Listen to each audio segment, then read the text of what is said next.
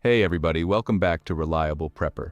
Today, we're covering something crucial, something every single one of us needs to take seriously right now: how to stay safe in crowded spaces, especially in light of the current, heightened threat environment.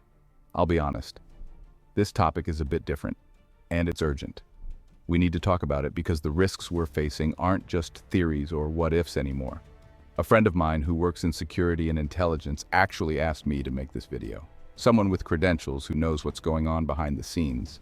And they're genuinely concerned about the risks people are walking into every day. Risks that most of us aren't even fully aware of. So I'm here today to make sure you know what's going on, that you understand the real threats we're up against, and that you're prepared to handle yourself in any crowded space. You might think about this if you're at a big event, a concert, or even just going about your daily life in places like malls, train stations, or public gatherings.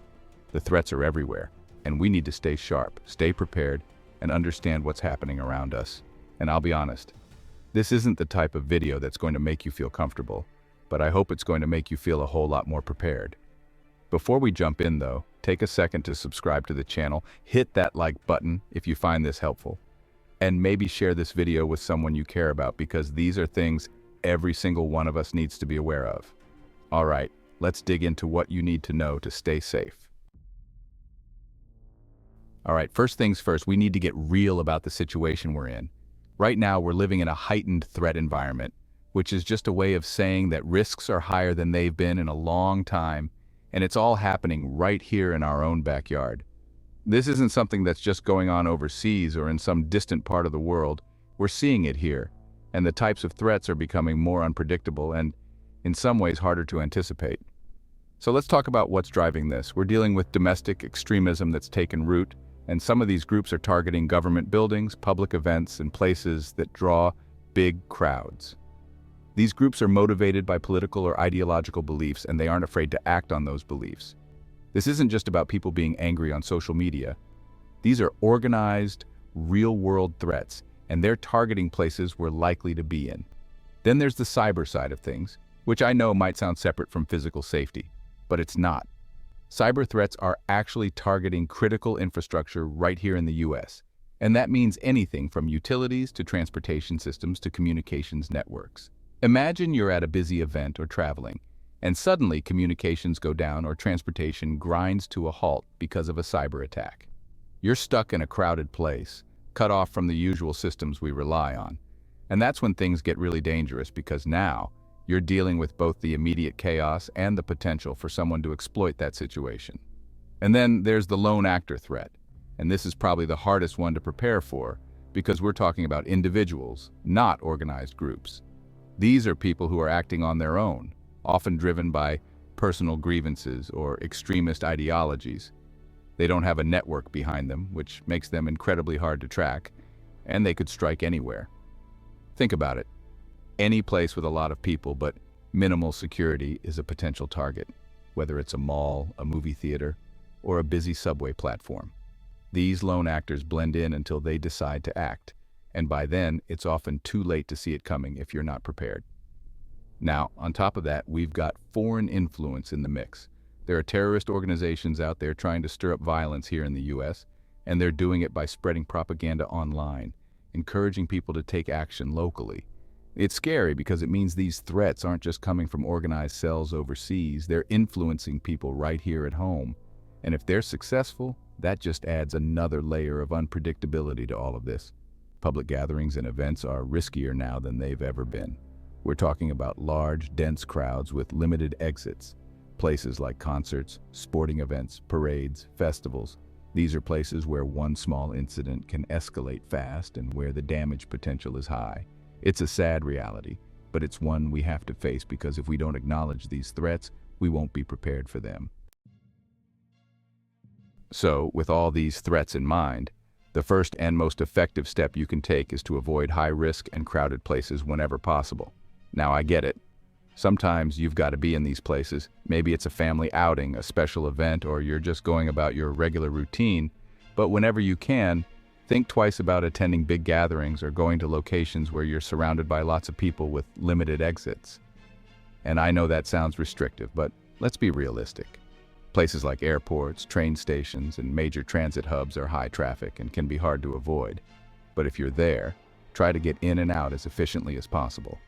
The same goes for places like large concert venues, stadiums, and shopping malls, especially during peak times when there are crowds, and it's harder to keep track of everything going on around you.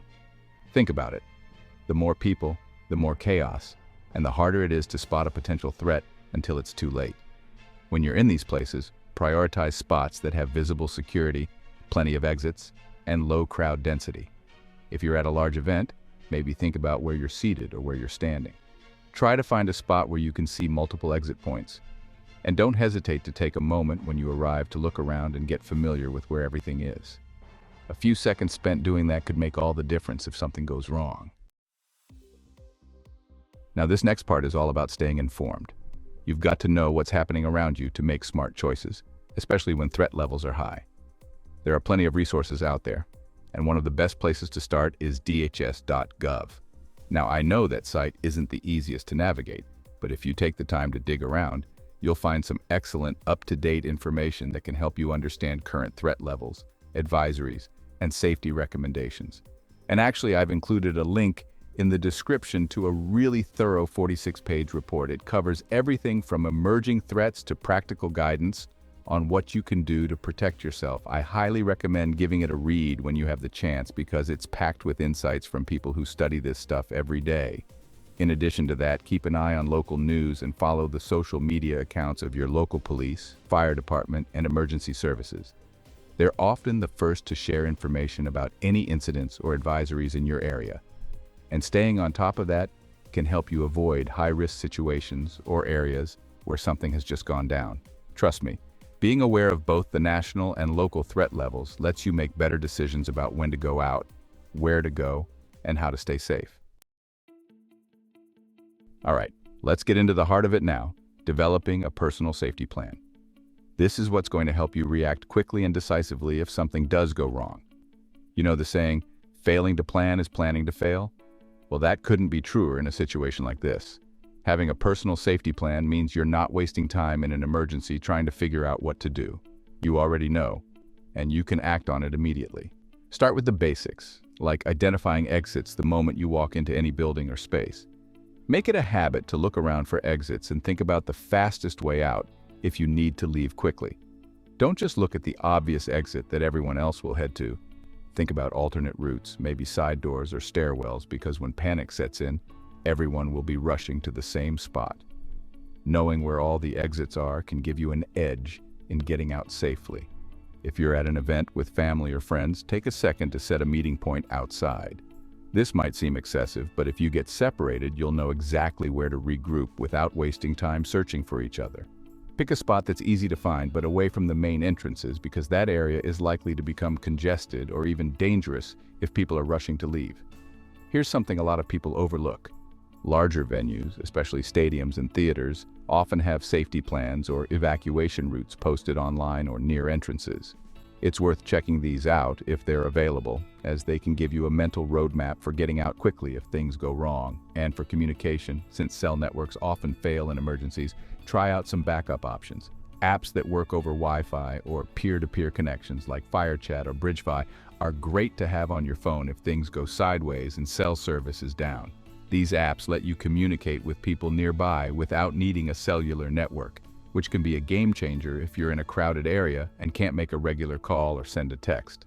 Set these apps up ahead of time with anyone you might be with so that, if the worst happens, you're not scrambling to figure it all out on the spot. And another simple tip is to establish check-in times. Say you're going to a big event with friends or family. Agree on times to check in with each other, maybe every half hour or hour. That way, you're not constantly using up your phone's battery or network resources, but you're still staying in touch enough to know everyone's safe. Plus, if someone doesn't check in as planned, you'll know to follow up and find them. All right, now let's talk about one of the most crucial skills you can develop: recognizing suspicious behavior. Being alert to what's happening around you isn't just about spotting someone with a weapon or anything that obvious. It's about noticing the small, subtle details that most people overlook, those behaviors that just feel off. And once you start practicing this kind of awareness, it becomes second nature. making you far more equipped to handle a potential threat before it even becomes a problem. Let's break this down based on different kinds of places you might find yourself in. Take public transit areas, for example, train stations, subways, bus terminals, where the hustle and bustle make it easy to overlook what's happening around you. First things first, be on the lookout for unattended bags or packages. This one might sound basic, but in crowded places it's all too easy to ignore something as small as a bag left behind. If you see something, report it to a security guard or station employee. And another big one is paying attention to clothing. If it's a hot day and someone's walking around in a heavy coat or wearing something that seems out of place, that's a sign they could be hiding something underneath. You don't have to confront them, just keep your distance and let security handle it. Then there's malls or big retail stores. These places have their own specific risks, so stay aware of people with big bags or backpacks who don't look like they're shopping or don't seem to have a reason for being there. If you notice someone just leaving a bag unattended in a busy area, that's a red flag. Also, pay attention to behaviors that signal nervousness, like people who keep looking over their shoulder or scanning the crowd more than usual. If something doesn't sit right with you, listen to that instinct. Make your way to another part of the building or notify security. And let's talk about large entertainment venues, concerts, theaters, sports stadiums, the kind of places where everyone's there to have a good time, and it's easy to lose track of your surroundings. In settings like these, you want to look out for people who seem out of place, especially if they're arriving unusually early or staying late for no apparent reason. Sometimes, someone planning something harmful will show up early to observe security or figure out the layout. If they're hanging around near exits or restricted areas without any real reason, that's worth noting. Also, if you see someone really fixated on the exits or paying too much attention to where security is stationed, it could be they're scouting for weak points. Then we've got outdoor public gatherings like parades, festivals, and rallies, events where the crowds are dense and movement is pretty chaotic. In these types of environments, be mindful of people who are going out of their way to conceal their identity. A lot of people wear hats, sunglasses, or masks, sure, but if someone seems a bit too determined to hide their face or identity, especially if they're also acting strangely, that's something to take seriously. Also, be aware of people moving in erratic patterns, stopping frequently, or seeming overly curious about where security is located. If you feel off about something or someone, don't hesitate to put distance between yourself and them or to quietly inform a security guard or police officer on duty. In every one of these settings, remember that it's okay to trust your instincts. If something feels wrong, it probably is. Act on that feeling, get yourself to a safer area if possible, and don't ignore what your gut is telling you just because you're worried about overreacting. It's always better to be safe than sorry. Now, if you ever find yourself in an active threat situation, there's a protocol called run, hide, fight, and it's one of the most effective strategies for surviving something like an active shooter incident. So let's break it down. The first and best option, if it's safe, is to run. If you've got a clear path to an exit, don't wait around to see what's going on or if things might calm down. Get out as fast as you can and don't worry about grabbing your belongings. Once you're outside, don't hang around trying to figure out what's happening or take videos. Just get as far away from the scene as possible. And if you see law enforcement, keep your hands visible so they know you're not a threat. It might sound simple, but those small actions can make all the difference in a chaotic situation. If you can't escape, your next best option is to hide. Find somewhere you're out of sight and, ideally, behind something that can provide solid cover, like a thick wall or a heavy piece of furniture. If you're in a room, lock the door and try to barricade it with whatever's available. Tables, chairs, anything heavy. Make sure your phone is silenced, including the vibration mode, so you're not giving away your location. And if you're hiding with a group, try not to cluster together. Spread out, so it's harder for an attacker to harm multiple people at once if they manage to get in. If you're in a position where you can't run or hide and your life is in immediate danger, that's when you go to the last option, fight. This is your absolute last resort. But if it's down to your survival, use whatever's around you, chairs, fire extinguishers, any heavy object you can find, to defend yourself and try to incapacitate the attacker. If there are others with you, try to coordinate and fight back together. The goal here isn't to be a hero. It's simply to protect yourself and disable the threat long enough to escape or for law enforcement to arrive. Now, if you make it through the immediate threat, you're not out of the woods yet. The aftermath can be just as chaotic, And knowing what to do during this phase is crucial for staying safe and helping others. First, follow any instructions from law enforcement as soon as they arrive. They're trained to take control of the scene, and they'll be focused on securing the area. Keep your hands visible, avoid sudden movements, and do exactly what they ask. They're there to restore order and make sure everyone's safe, so the faster you comply, the smoother things will go. If you or someone nearby is injured, do what you can to provide basic first aid if you're trained, but only if it's safe to do so. Controlling bleeding or using a tourniquet can make a life-saving difference, but remember that safety comes first. Emergency responders will likely set up triage areas for medical help, so head there if you're able and let the professionals take over. Then stay tuned to official communications. Emergency services will keep you updated on when it's safe to leave the area, where to find help, and how to locate loved ones if you got separated.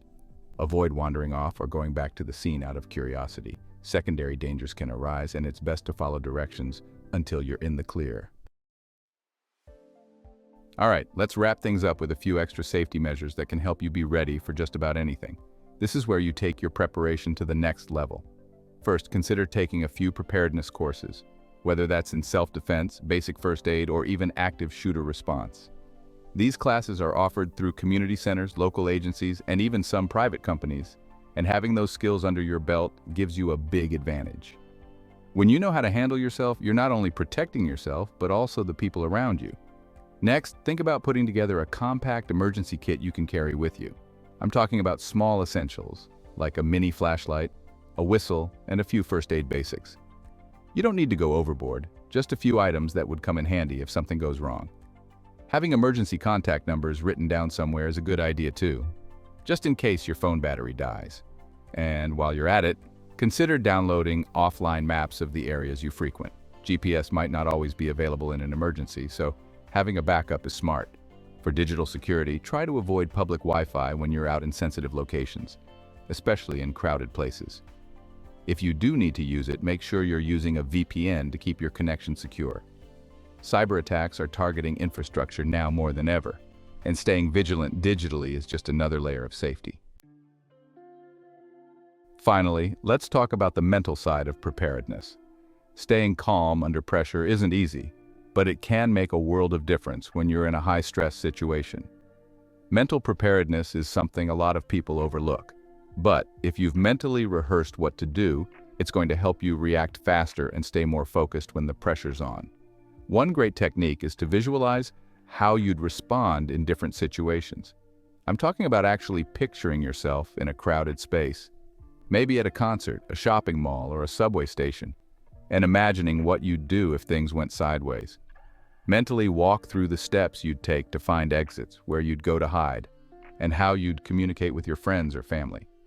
Visualizing these scenarios conditions your mind to respond automatically, so when the adrenaline kicks in, you don't freeze up. The more you practice this mentally, the more likely you are to act confidently if you're ever in a real situation. Another powerful tool for managing stress is controlled breathing. When panic sets in, it's easy to start breathing fast, which only makes things worse. So practice slowing down your breathing. Take a deep breath in, hold it for a second, and then exhale slowly.